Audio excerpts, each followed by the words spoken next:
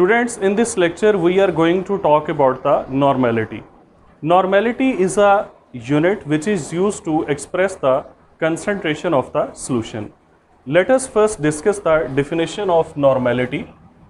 Normality is defined as number of gram equivalents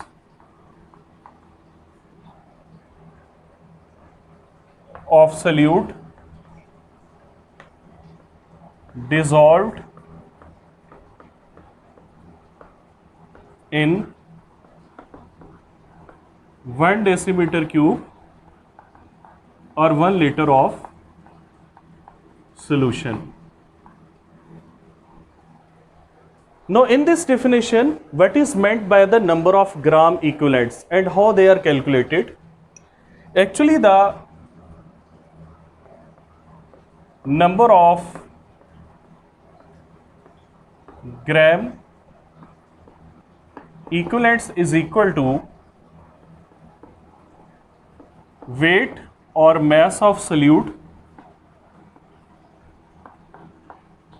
in grams divided by equivalent weight of solute. So mass of solute in gram divided by equivalent weight of solute, that will give you the number of gram equivalents. What is the symbol of normality? It is N. And what should be its formula now? Its formula should be number of gram equivalents of solute divided by volume of solution in decimeter cube or liters, or it may be equal to, now let us put the value of number of gram equivalents of solute. This one is the formula of the number of gram equivalents of solute. So replacing this formula, normality will be equal to mass of solute in grams divided by equivalent weight of solute multiplied by 1 over volume of solution in decimeter cube. So that one is the formula of the normality. Now if the volume is given in milliliter, then what will be the formula of the normality? Then the formula of normality becomes N is equal to mass of solute in grams divided by equivalent weight of solute multiplied by 1000 divided by volume of solution in ml, milliliters or centimeter cube. So these are the formula of the normality. Now what should be the unit of the normality? The units of the normality should be gram equivalents per liter, or you can say gram equivalents per decimeter cube. So the units are gram equivalents per liter or gram equivalents per decimeter cube. Now the next concept is whether the normality is temperature dependent unit or temperature independent. You can see that there is the volume term here, and volume is always dependent on temperature. And as the volume is present in the formula of the normality and volume is temperature dependent, so normality will also be temperature dependent. So it will depend upon temperature. The next concept is that normality depends upon the temperature. Now let us calculate the normality of some solutions Suppose that we have 7 grams of H2SO4 in 1 liter of its aqueous solution. What should be its normality? You can find the normality if you have idea about the equivalent weights. And if you do not have idea that what is meant by the equivalent weight, then I will suggest you that first you should watch my video lecture of the equivalent weight, then you should move to this concept of normality. So normality is equal to weight of solute in grams divided by equivalent weight of solute multiplied by volume of solution in liters. What is the weight of solute which is given? That is 7 grams. What is the equivalent weight of solute? The solute is sulfuric acid, and you know that the equivalent weight of sulfuric acid will be equal to its molecular weight divided by its basicity. And my dear student, what is the molecular weight of sulfuric acid? So molecular weight divided by basicity, that will be equal to equivalent weight of H2SO4. What is the molecular weight of H2SO4? That is equal to 98 divided by basicity. How many protons H2SO4 can donate? You know that these 2 protons are donatable, so it is dibasic. That should be equal to 2, and its equivalent weight will be equal to 49.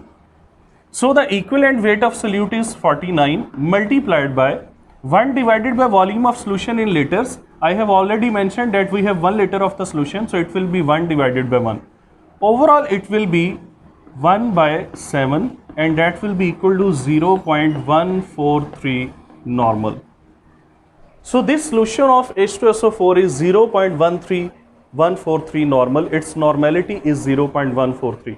In this way, using this formula and having a good concept of the equivalent weights of the solutes, you can easily find the normality of any solution. Now let us solve another example in which we are to find the weight of oxalic acid, which will be required to prepare 250 ml of its 0.1 normal solution. The question is that how many grams of the oxalic acid will be required to prepare 250 milliliter of its 0.1 normal solution. Now let us again apply the formula of normality. That will be equal to weight of oxalic acid, mean solute, divided by equivalent weight of oxalic acid multiplied by 1 over, or you can say that here the volume is given in ml, so you should write it down that multiplied by 1000 over volume of solution in milliliters. Now let us put the values. Normality is 0.1, weight of oxalic acid is required, so weight of oxalic acid is required divided by equivalent weight of oxalic acid. Now what will be the equivalent weight of oxalic acid? It will be equal to its molecular weight divided by its basicity. Now the formula of oxalic acid is COOH twice dot 2H2O. And what is its molecular weight? That is equal to 126 divided by what is its basicity? Oxalic acid is also a dibasic acid, so its basicity will be 2. 126 over 2, 63. So 63 is actually the equivalent weight of the oxalic acid. So you will write down 63 here, multiplied by 1000 divided by 250. And when you will calculate it, the weight of oxalic acid comes out to be 1.575 grams almost. So in this way you can also find the weight of the solute which is required to prepare some solution having a definite volume and definite normality. So I have solved two examples in front of you. In the first example, normality was required, and in the second example, the weight of solute was required to prepare the definite volume of a solution having a particular normality. Now let us move towards the next concept. Suppose that a solution is having normality 1, so it is called as a normal solution. If the molarity is n by 2, it is called as semi-normal solution. A solution having molarity n by 5 is called as pentinormal solution. A solution having molarity n by 10 is called as decinormal solution. The solution having molarity n by 100 is called as centinormal solution. The solution having normality n by 1000 is called as millinormal solution. The solution having molarity equal to 5n, that is called as pentanormal solution. Now having n divided by 5, that will be the pentinormal, and a solution having 5n molarity or the normality of 5, that will be called as the pentanormal. And if a solution has normality 10, normality of a solution is 10, so 10n solution is called as the decanormal solution. These are the different terms which are used in the concept of the normality. So you must have a good concept of these terms so that you may understand any statement if the question is asked to you people. So these are some important terms which are related to the normality. Now the next one is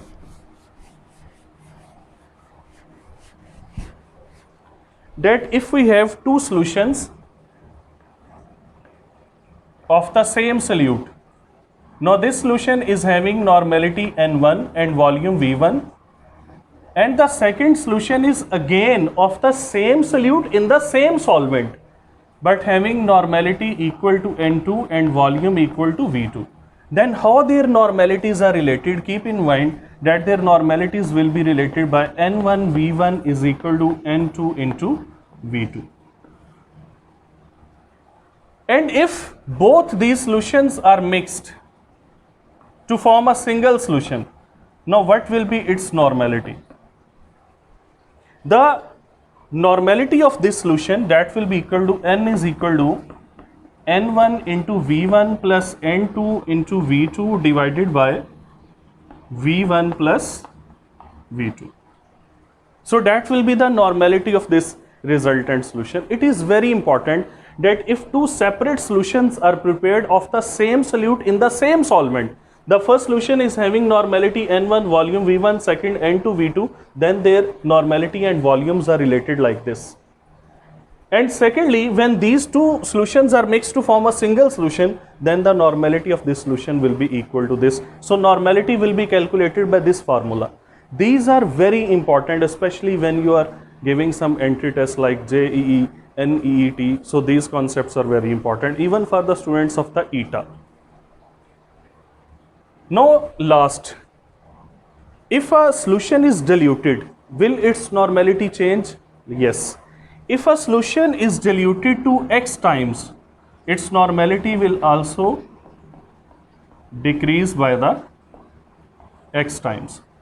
So dilution also decreases the normality. If a solution is decreases by 2 times, is diluted by 2 times, its normality will also decrease by 2 times. And if a solution is diluted by 100 times, its normality will also be decreased by the 100 times. So it was all about the concept of the normality.